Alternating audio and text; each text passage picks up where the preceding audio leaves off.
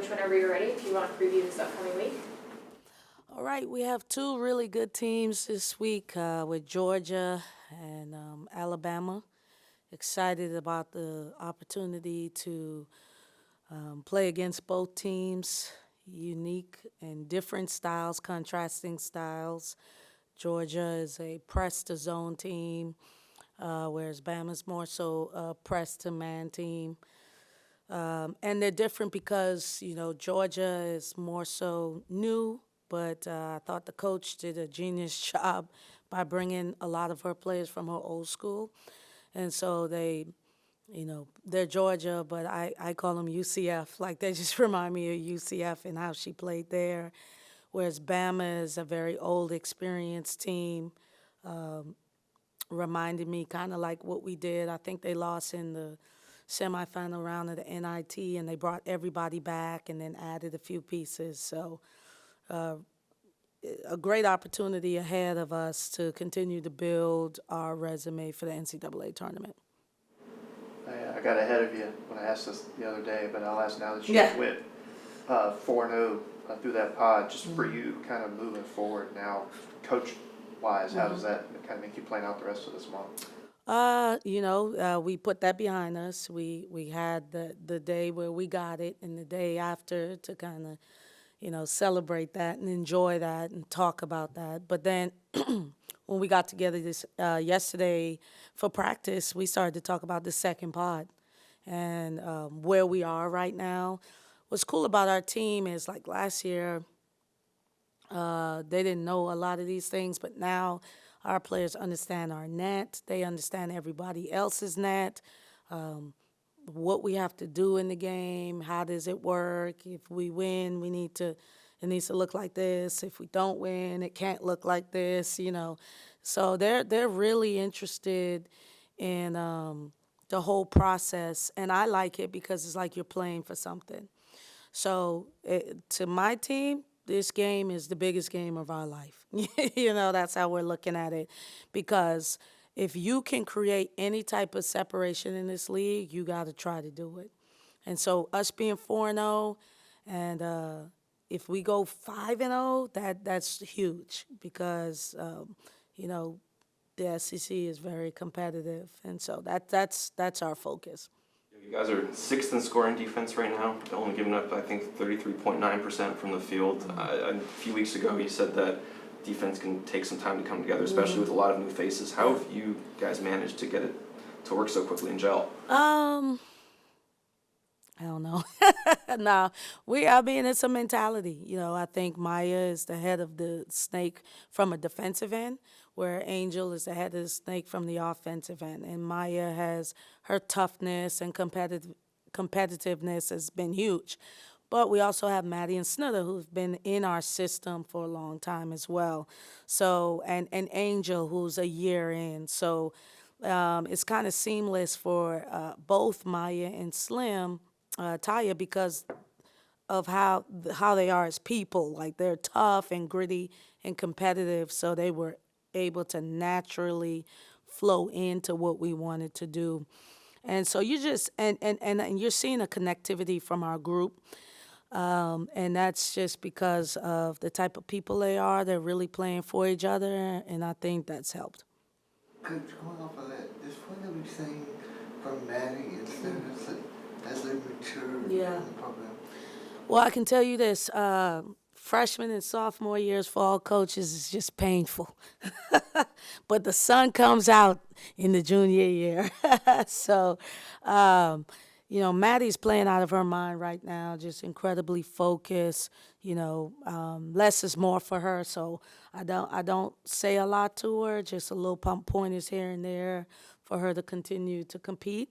And then Snudder has really showed a lot of maturation with her game, and the fact that she can do just like not just 3-point shoot, she can put it on the floor and rebound. Those were things that her freshman and sophomore year she didn't do. If she didn't hit a three, it was like zero across the board.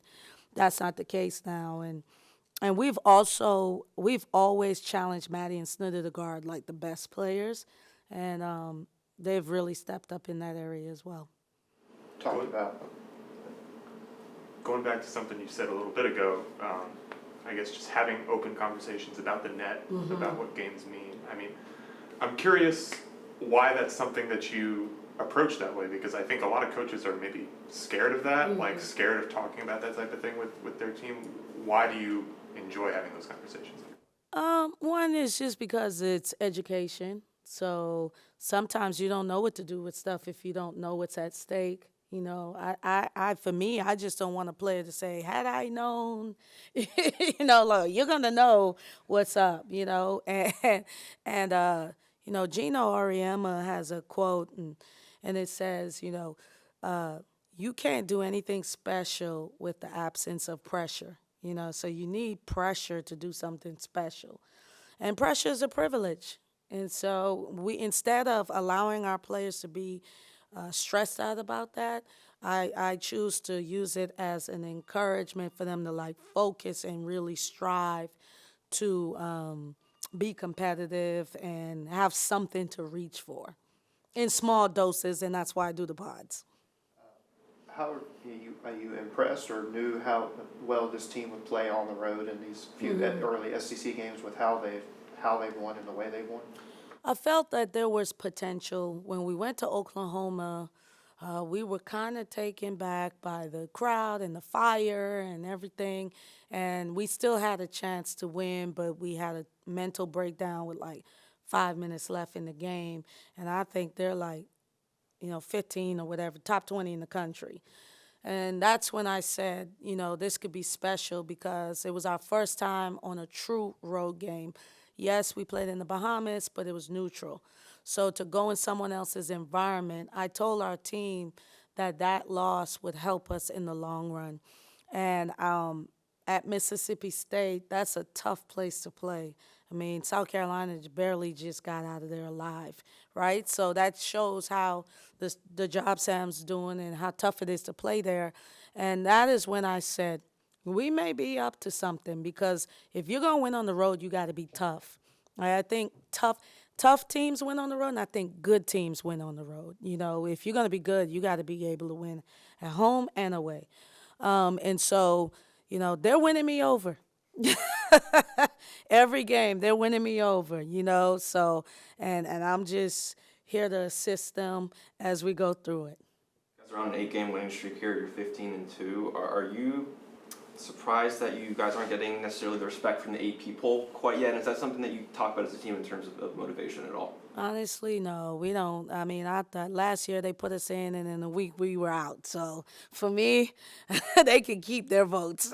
I'd rather do without. We're more intrigued by the net ranking, and because that's the stuff that matters. Yeah, I mean the top 25 matters to some degree too, but you know, everyone's saying, "Oh, you should be ranked. You should be ranked," and I'm not sure if we should be. I don't think about it a lot. I don't care. You know, I didn't know we were on an 8-game winning streak. I missed that. I just know we've been focused. I could have told you we were on a 4-game winning streak because that's how my mind works. But for us, we just want to continue to get better.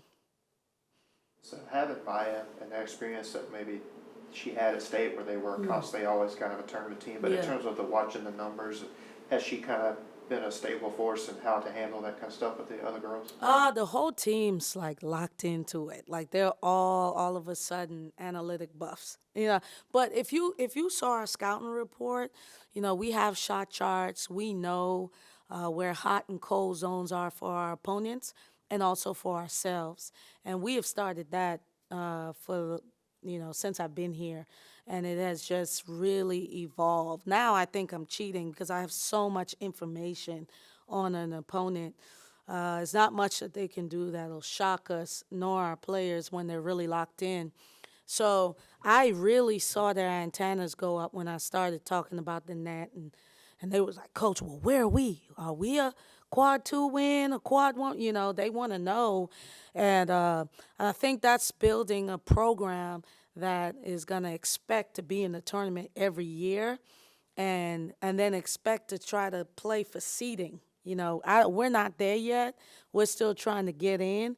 But if we handle business and feel like we're comfortably in, then we can push it and start talking about, hey, maybe we can get seeded better. You know, last year I could have been a 16 seed. I could have been in the bye game and I would have been happy. This year, you know, we want to push it. And we'd like to get in, and then in the future talk about, you know, seedings once we know, okay, they're going to be a tournament team. That's the expectation. I don't think after going 1 year you can just say that.